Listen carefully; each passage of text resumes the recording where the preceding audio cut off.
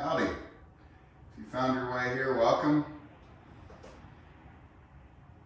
This video is going to be more geared towards, I guess you could say, beginners. People never painted, people maybe help paint, looking to get a little stronger, maybe trying to figure out how they want to, strategy for room they're wanting to work on, whatever the case may be.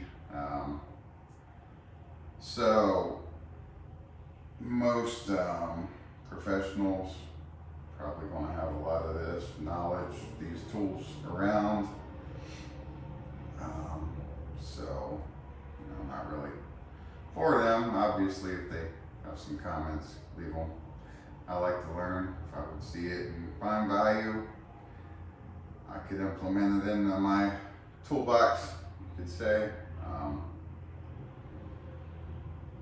So it's a lot. I've struggled trying to learn. Pick up a little short video here or there, a little 3-minute video, 5-minute video. Not a whole lot, just kind of throw it all out there. I know people don't have time to sit and watch half-hour videos a lot of times. This will be a bit longer video. Just going to go through maybe like the cost,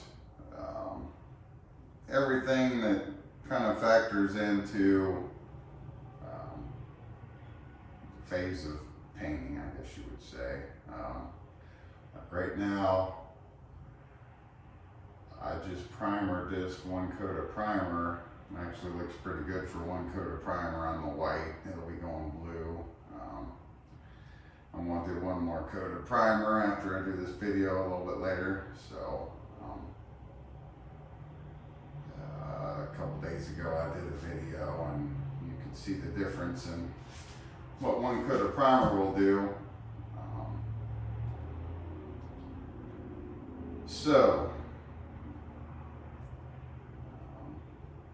Not a whole lot of safety, like PPE we would call it work. Not a lot of safety stuff. I don't normally wear safety glasses, ventilation mask when I'm doing just this basic painting. Primer and coating the paint, finish.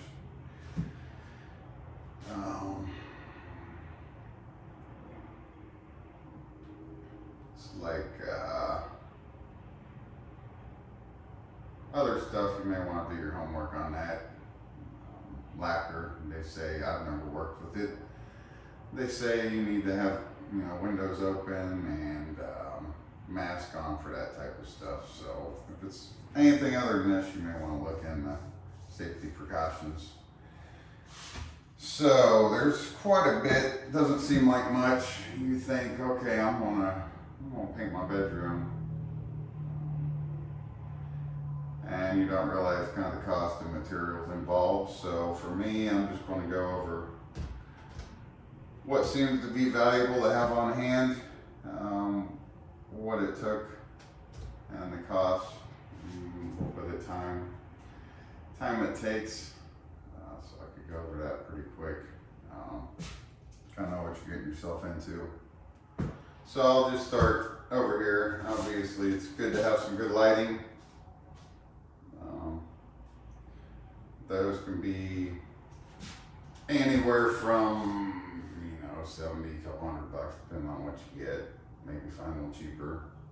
Harbor Freights or something like that. I tend to go to Lowe's most times. Ace Hardware here and there. So on that, I've got the Lowe's card. I'll buy it, get the 5% discount. Normally hurry up and pay that back before the interest kicks in. So that's how I do that. And so you've got the light, you're going to need that. Most times you're going to want an extension cord. Those can run you about $30, anywhere as much as $70, $80 extension cords I've seen. I don't have any, but they can be that expensive.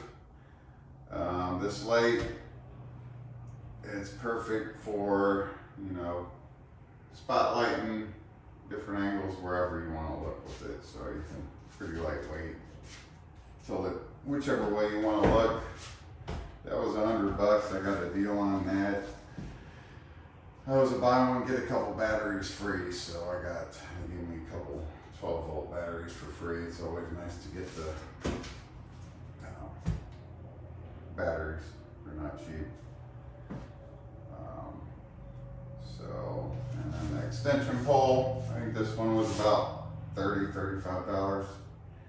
So mainly so far I've only used it, I did use it sanding. I'm more on talking about what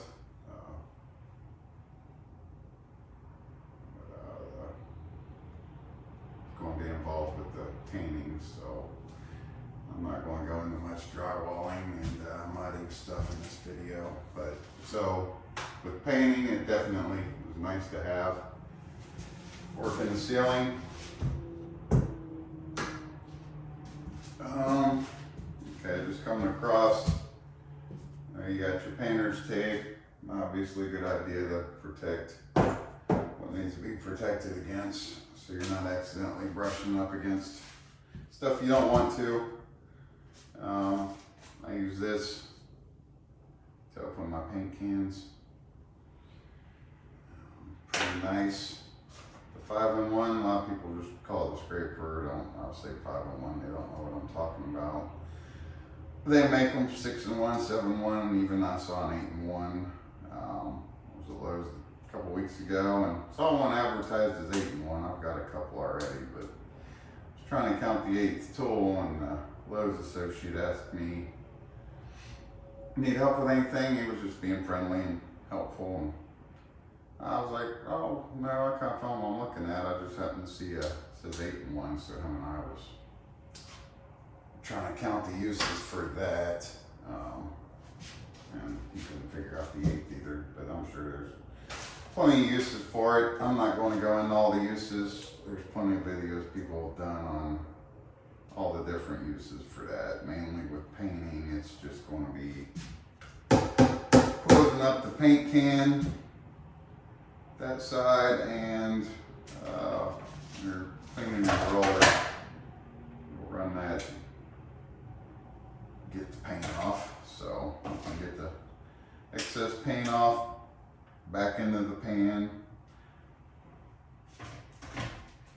Paint can, if you're trying to clean it off, you know, for me, white, I do it in my white shower, so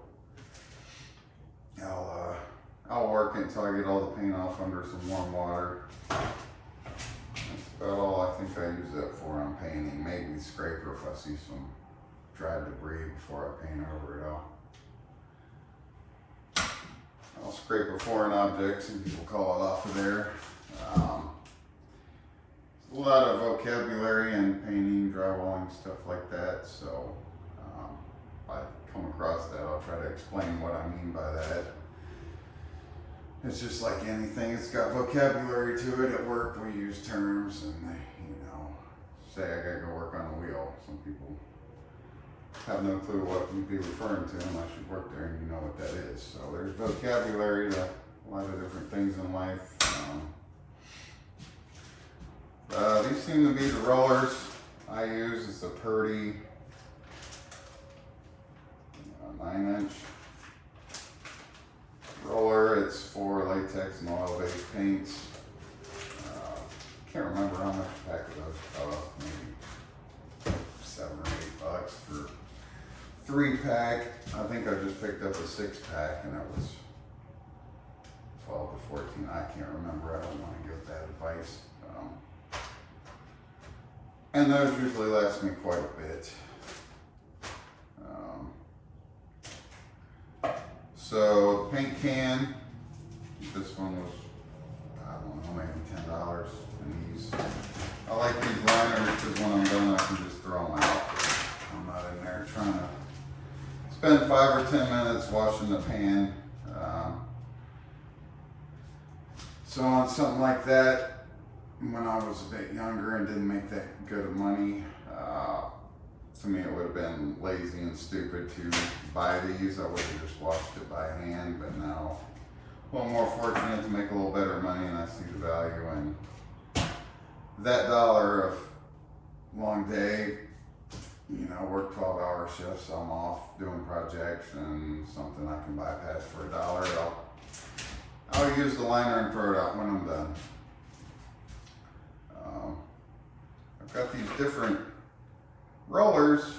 Obviously, I guess this would be the 9-inch. Normal roller most people have. And then I've got these little ones. I actually like this little Purdy roller. And that matches up with these. They got a small hole. And I do notice that there's a little tip. You know, you want to keep that paint will dry up on there, keep it cleaned off. You know, whenever I clean this, I try to get it off there before I use it. I'll take a Brillo pad or something like that to it.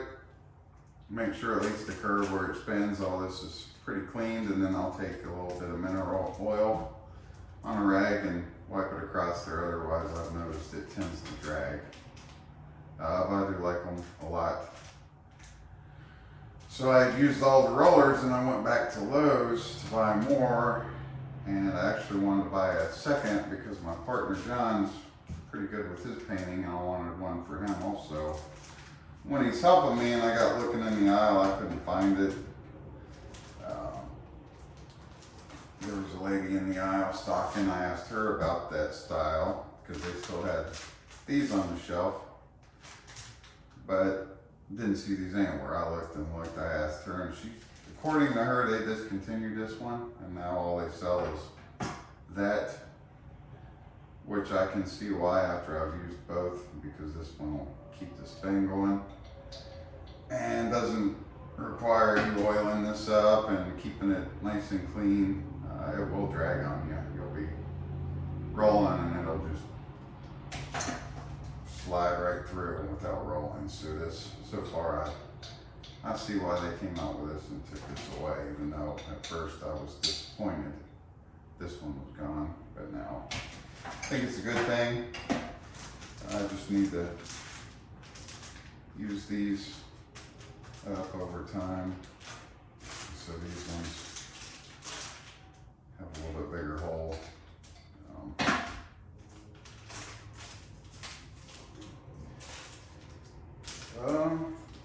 It's looking like 1/2 inch.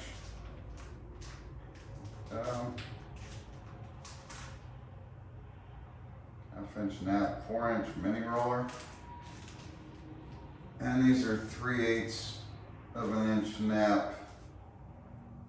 And looks like 4.5 inch roller. So you're picking up about 1/2 inch. So did notice they still sell this on Amazon. And they had rollers on the shelf, but she said they may be, when they sell out, they may be out of those. So I'm not sure there.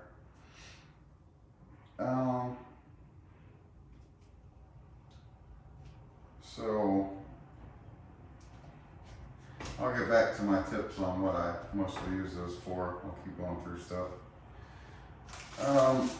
I used to use this. It's a 3-inch trim roller with a 3/8 inch nap.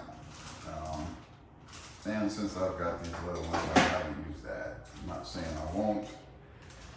You catch a little gap between a doorway or a window or something that's real tight like that, I'm sure I'll break that out where you can't fit. You need that little bit of space, so I used to like this a lot. It seemed like excess paint would come off the edges a little bit more than with this style. So I don't like leaving trails. They'll dry up on you and then you see the trails. Especially when you continue to cover and you can't just sand them away.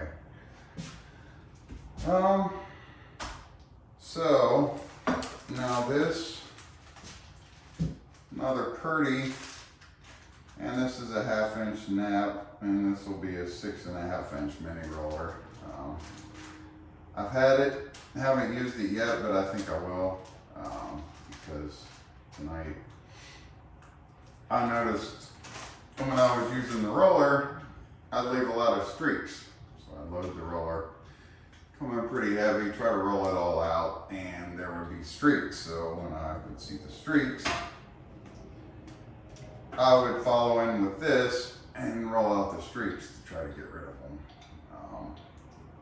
Took quite a bit of time, that's so small, trying to work it, especially on the ceiling, work it in.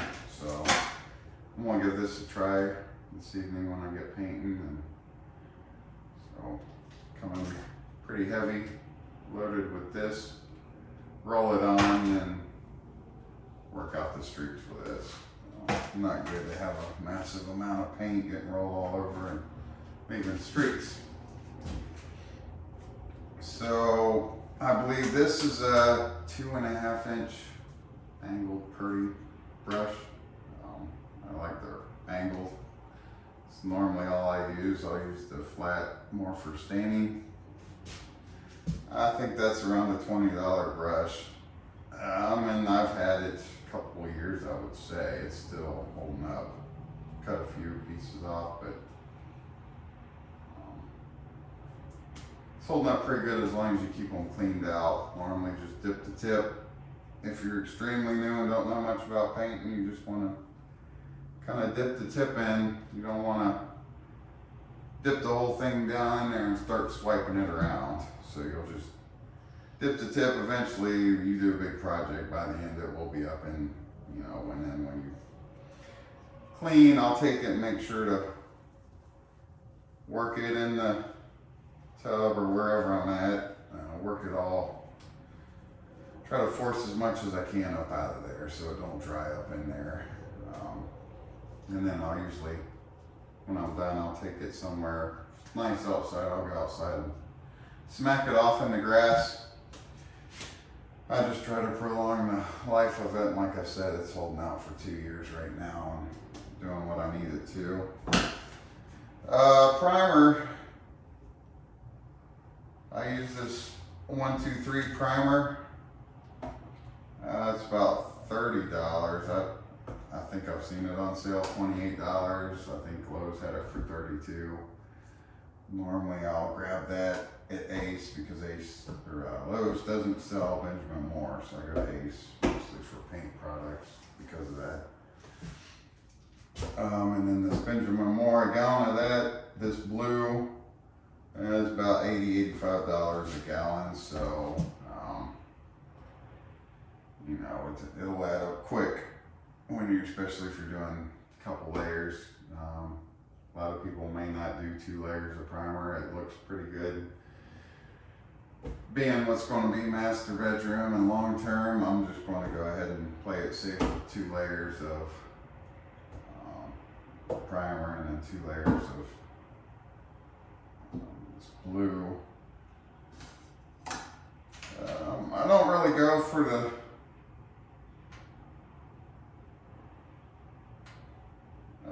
real shiny looking style paints. So you can just look at what they have there, and the guys can usually help, females, whoever's working can help you with whatever you're looking for. And to me they do a pretty good job mixing up what I'm asking for. I have had a case where I didn't buy it all at once. I went back and bought it, and I could tell that they didn't match it up somehow, some way. So normally I'll try to buy it all at once. I always, you keep your sticks. So a lot of times they give them to you for free when you buy the paint. That's a few dollars, I think, for a pack of like 10 if you run out. But I try to be smart how I use stuff. So like say I mix this up, I'll mix it up and then I'll go in there and I'll rinse it off in the tub real quick. Or if I'm doing blue, I rinse everything in the stainless steel sink downstairs because of the dyes. So white seems okay in this tub I have upstairs so far. So when I'm done stirring it all up pretty good, I'll go rinse that off, and then I continue to use it.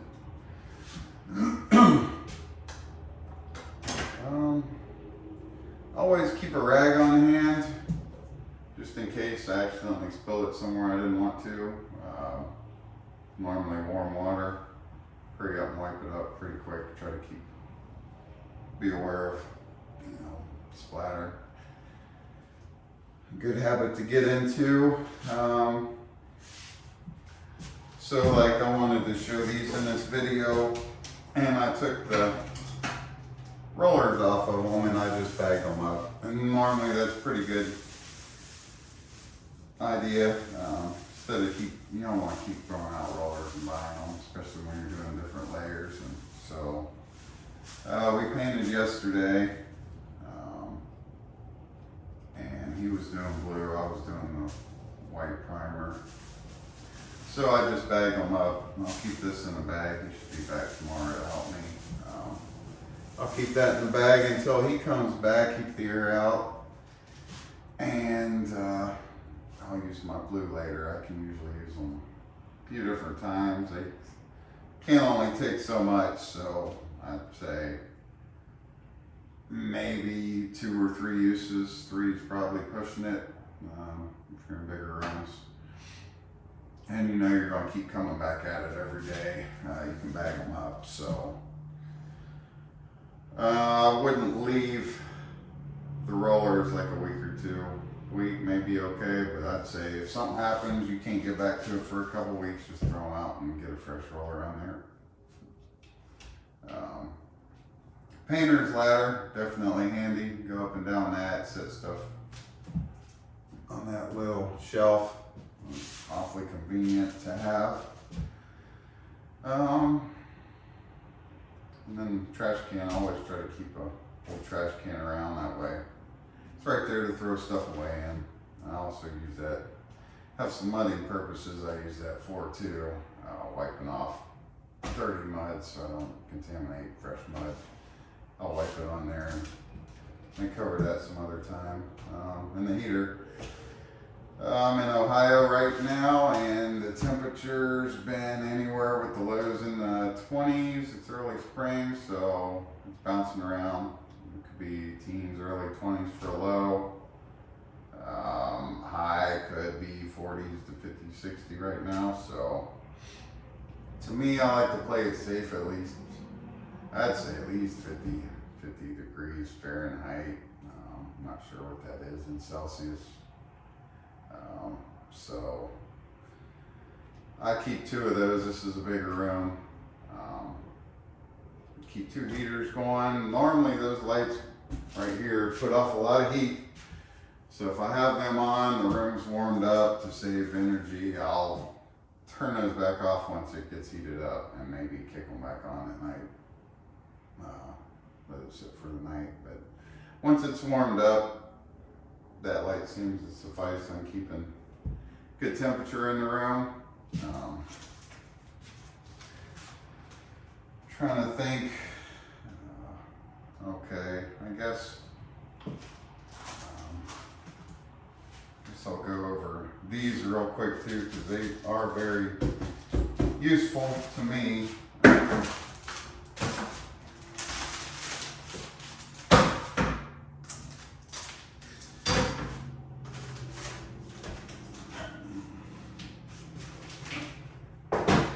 And also I keep plenty of buckets around, so I've probably got 10, 15 buckets around, different uses.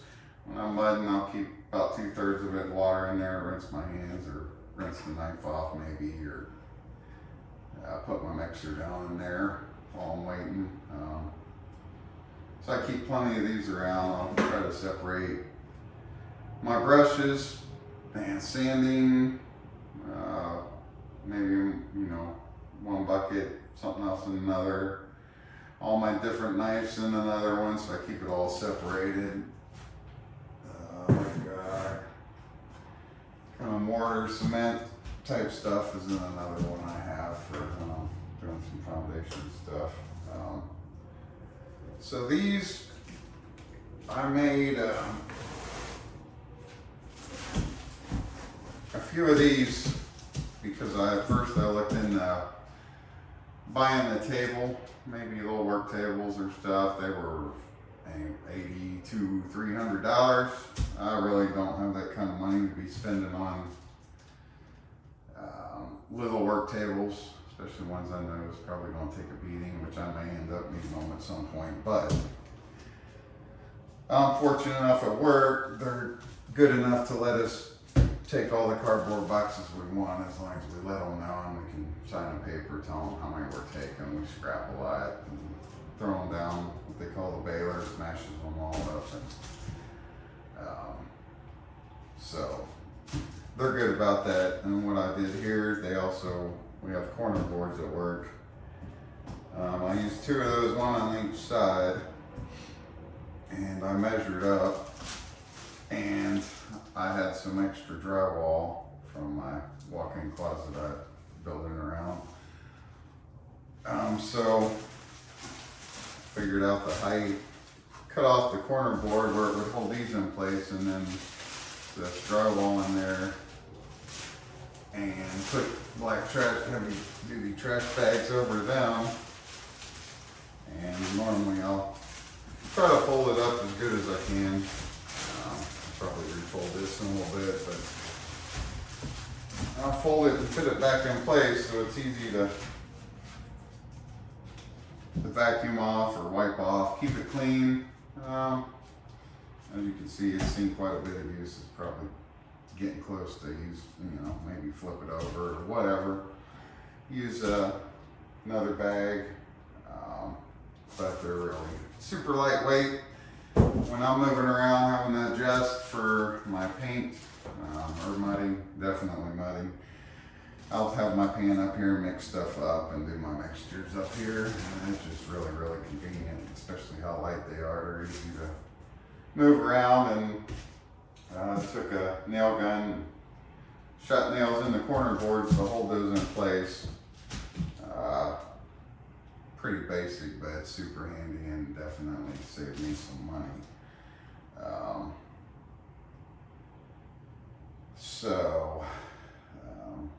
I guess when it comes to like beginner tips, stuff like that, right now I'm just in the phase of painting, primering for this video, kind of what I've got going on tonight. So just a helpful tip when it comes to some of this stuff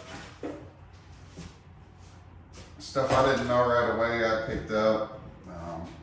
Just hear little stuff here and there, and like, well, that makes sense, I never knew that. And then once you know it, and you walk in rooms and you see certain things, like people may talk a good game, or in their mind they think they're pretty skilled, and then you kind of know the difference and you see what could have maybe been done better. So one of those definite things I've noticed is like when you're painting, say, like I said with vocabulary, you're going to cut something in. When they refer to cutting it in, basically you're going to outline and cut it all in. So how my method on that would be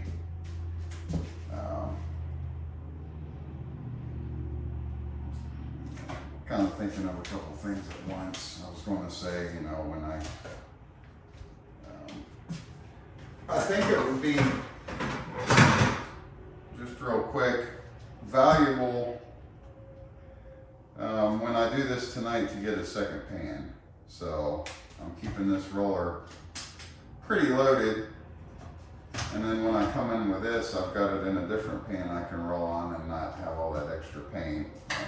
Plus stuff starts kind of getting in the way, especially when you're cutting in with the brush, working the mini roller and the big roller, and you've got 3 different tools kind of getting in the way of each other. So maybe best just to use the second pan for your brush and mini roller when you're trying to do it all at once.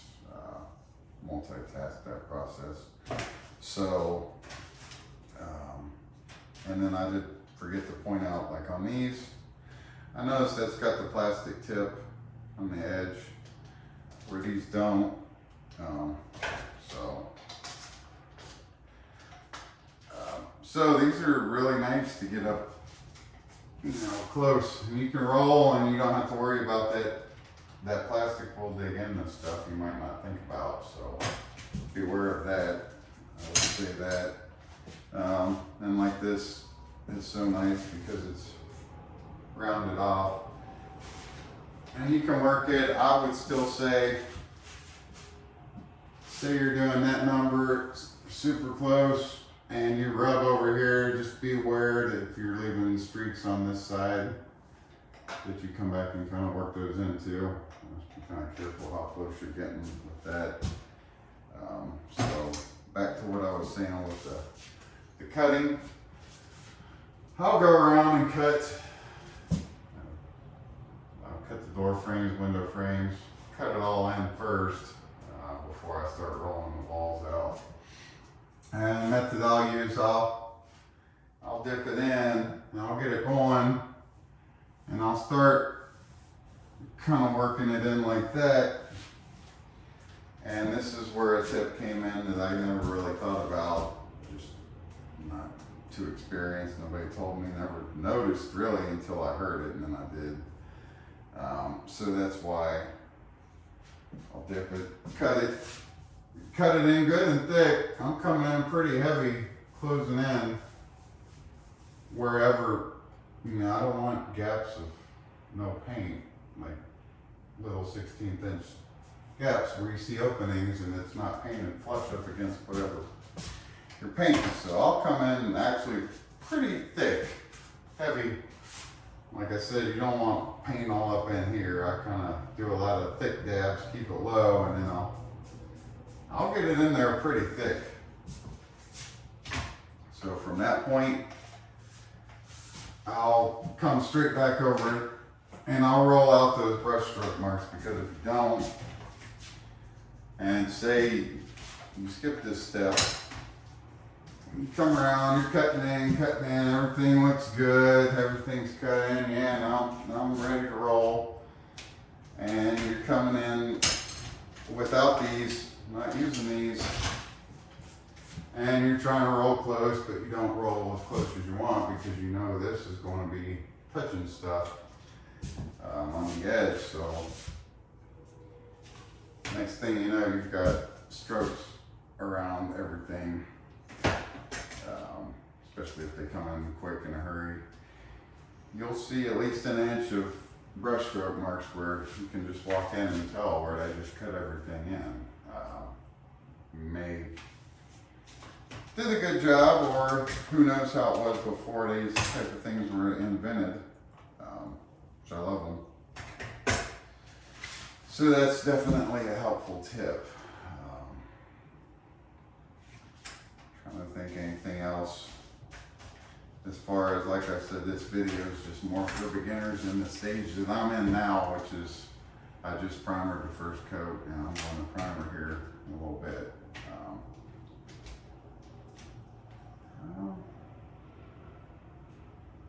Trying to think, I guess. So to cover, costs, I may add them all up and throw it in at the end of the video just to get a idea what you might be getting yourself into in a paint job. Can't remember exactly the measurements of this room. I apologize about that. I've got it written out because I got the calculation for the wood floor. I forgot to grab that before I came up here, so I have it written down, square footage. Pretty good sized room now that I knocked the one wall out and opened up 2 bedrooms into one. So I was kind of, doing a few things this morning, cleaning up a couple things, running numbers through my head, and I think I was in the 1,000 range to have all this. And like I said, I'd say I'm using 4 cans of this, maybe 4 or 5 of this primer. Try to be a lot more careful. How I use this being $80 to $85 a can.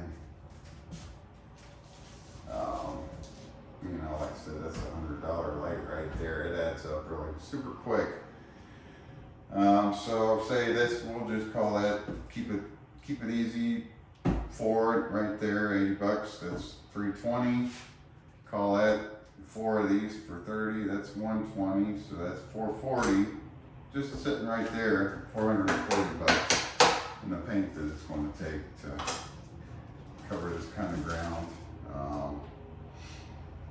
And then these rollers, I mean, they're not super expensive, but it all starts to pile up. So if you're at 440, I think it was around 110 altogether for that light. Now you're up to 550. You want to get some good lighting, obviously. If you're in a place where it's cold, these heaters, I think that was like an $80 heater, and I've got 2 for the size of this room. So there's 160 on. Ladder was, I think, 70 if I remember right. I've seen them a lot more. I got it on Amazon. 70 maybe tops. I can't remember paying more than that. It could have been one for like 50, but it's not cheap.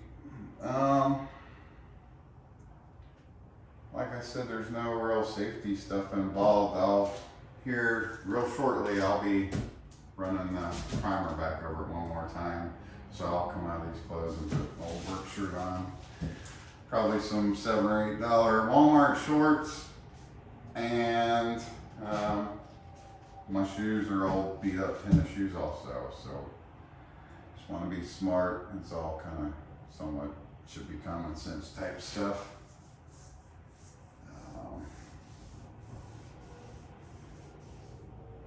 I'll try to take a second to see if there's anything I'm not thinking of at this point. Just like I said, on the rolling, gotta be real careful. I may actually do a short video on something I've ran into a couple times when I get this topping on the walls. I try to go thin with the last layer of topping, but say for example, I'm rolling the primer on and, or doing the ceiling, kind of a couple hours in starts to, I've had a lot of physical jobs, so I wouldn't say, it just totally wears you out or beats you down, but you may kind of be a couple hours in. I just want to take a second and kind of admire your work, take a look around, make sure you didn't miss anything. And then all of a sudden you may see a couple drips in 20 minutes or so. Like, hey, this is where I got it all. And so when you're doing the first layer of primer, I've noticed a couple times now that I'll go to roll it out. Normally I'll have this backtracking, I would call that something. Like, I'll roll that out. Well, it rips up the mud. Because it's saturated into the mud, the primer has, and didn't have a chance to dry up, cure, whatever you might want to call that. And it'll rip a little bit of the mud out of the wall. So now you got a situation where I'll fix that. And I've had to do that a few times now, so I've got practice on that. Not something. So I would warn to avoid backtracking streaks. Try to get them as you go. Definitely should be valuable, old. If it's just straight drywall, there's no mud involved, joint compound, first coat of primer. I should be good now, I would say. That was another tip I should probably give. Say you're in a smaller spot like a little closet. You come up early in the morning, knock it out. 7-8 hours go by, you're feeling pretty energized and you want to go ahead and do another layer. I probably would recommend against that too, because it's happened to me that I came up, went for that second coat, touched it, felt nice and dry, and I got rolling it and it ripped some of the mud off the wall. So, and I've only noticed that when it's not had the proper time to dry. So I think I forgot to mention this. I use this to sharpen my knife. It's a Smith's knife sharpener. Most times I'll just run the course over it a few times. I like to keep it nice and sharp. run the course like that. And then I'll hit it with the time a few different times. And that always keeps it pretty good and sharp. You know. If I'm doing it on my own, that's been probably a few more minutes getting it good and sharp. Like I said, always keep the rags on hand. They 100% cotton normally if you can get that. Old t-shirts. I've got to the point where I went so much I ended up just buying a bag that they had at Lowe's for maybe $12, $15, but it's a pretty good amount of rags you get in there. So I'd say I'd covered quite a bit with that. Yeah, it's a lot of stuff I do is try to time management, so I try to be smart when I know I've got a lot to do. So I think that's it for now. Thanks for watching.